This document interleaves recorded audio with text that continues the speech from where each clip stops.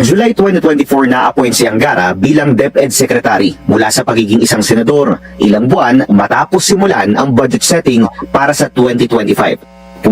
Hindi mo aakalain na masasama si Angara, 105. Pangalawa, si Senator Cheese Ako po si Chis Escudero, 34. Oh. Escudero na may 34 projects. Ikatlo si Senator Joel Villanueva na may 30 projects. Ikaapat si Senator Amy Marcos na may 28. Oh. Kung totoo pala ito, baka siguro kaya si Manang Amy galit na galit kay PBBM. No? Baka kaya, total, sinisira mo na ako. Alam mong kasama ako doon sa mga merong mga insertion. Tinutuloy mo pa din niya. O sige, kahit na hindi totoo na nag-a-addict ka, sasabihin ko nag-a-addict ka, siraan na lang tayo. Gumagante, no? Pwede, oh. Projects. 14 projects naman ang nakalaan para kay Senators Alan at Pia Cayetano. 11 projects para kay Senator Mark Villar. 11 projects din para kay Senator Grace Poe. Tig-siyam sina Senators Raffy Tulfo at former Senator Bong Revilla. 7 para kay former Senator Coco Pimentel. Talagang kompleto yung mga senador ho. Tig-6 naman Kahit hindi na senador. sina Senators Migs Zubiri at Jinggoy Estrada. 5 projects each para kina Senators Bongo, Bato de la Rosa, Lito Lapid at former Senator Francis Tolentino. May singit ko lang, nasa na kaya si Bato de la Rosa? Ano, hanggang ngayon hindi pa lumalantad. 4 projects each for Senators Loren Legarda, Win Gatchalian at former Senator Nancy Binay. 2 projects each for Senators JV Ejercito. Ngayon no, mga kababayan, no, total binabanggit na lahat ng senador. Doon tayo sa number 1, sa top 1, no? Ano po kaya yung mga proyekto nung kay Angara? Kasi nabigla din ho ako, sabi ko, magaling yung senador na yan. No, kaya nga po, sabi ko, okay yan pag nilagay ni Pangulong Bongbong Marcos sa DepEd yan. Kaya lang, bilang sumusuporta ho ako sa kanya dati, mga kababayan, sumusuporta pa din naman ho ako. Pero, hindi ako kagaya ng mga DDS na, napangalanan, no? Ngayon, pagmamatyagan na natin yan at susubaybayan natin. Eto nga daw po ang wish list, no? Na mga proyekto ni Sani Angara, mga boss. Ni dating senator at ngayon educator Sani Angara. Sa tinaguriang DPWH Weeks, isa sa mga napansin namin ang isang multi-purpose building na parehas pinondohan ng milyon-milyong piso. Napondohan na dati, tapos popondohan ulit ngayon. Kumbaga, doble pondo, ganon. Sa Alam niyo, mga magkaiba kababayan, dito po sa Billionaire News, malupit pong mga mag-imbestiga ito.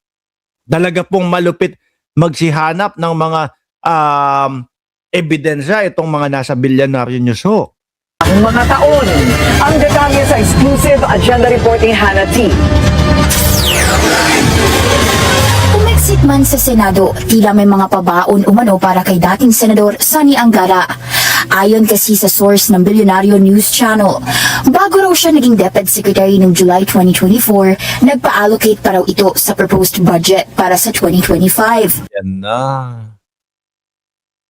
Kailangan sagutin niya ito, mga kababayan. Total, binibigyan naman po sila ng pagkakataon na sagutin po yung mga yan para i-depensa yung kanilang sarili. At least, alam natin, di ba?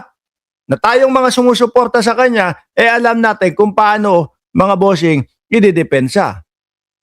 Kung hindi ho sasagot at puro iwas, paano yun? Ang papasok sa utak nating lahat, naku po, mukhang sablay talaga si Idol Ilan umano rito ang lumalabas ngayon sa DPWH leaks file na nakalap ng DNC kung saan 105 projects ang nakalistang si Angara umano ang proponent pagdating pa lang sa National Expenditure Program o NEP. 92 sa 105 na ito mga proyekto sa Aurora, ang kilalang bayan niya. balwarte ng mga Angara. Tig-anim naman sa Iloilo at Bohol. Yan, totoo yan. Sabi ni Sir Jorge Edralin, hindi naman daw masama ang insertion basta mapaliwanag ng maayos ang proyekto at talagang nandun yung proyekto. Di po ba? Hindi ginose. Hindi dinaya, mga bossing. Matotal, nasa 2 billion pesos ang mga proyekto. Sa DPWH leaks, kay Angara nakapangalan ang mayorya ng mga proyekto pagdating sa hanay ng mga senador. Corroborated ang listahang ito sa 2025 NEP ng DBM at DPWH contracts. Kapansin-pansing marami sa mga ito ay nakapailalim sa mga Ako po medyo napansin niya ni Senador Panfilo Lacson yung BIP at SIPAG. karaniwang pinopondo ng SIPAG at BIP. Ito ang major infrastructure program names ng DPWH para pondohan ang iba't ibang infra projects.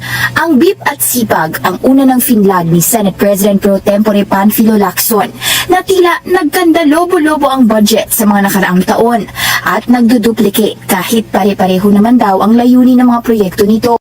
Sabi ni Viola G, ang hindi mag-like magiging kamukha ni Digo. Uy, gusto nyo ba yon?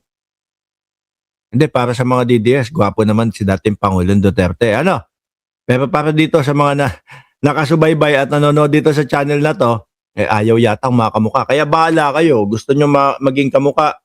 245 yung ating like. Gawin nyo ng 1,000.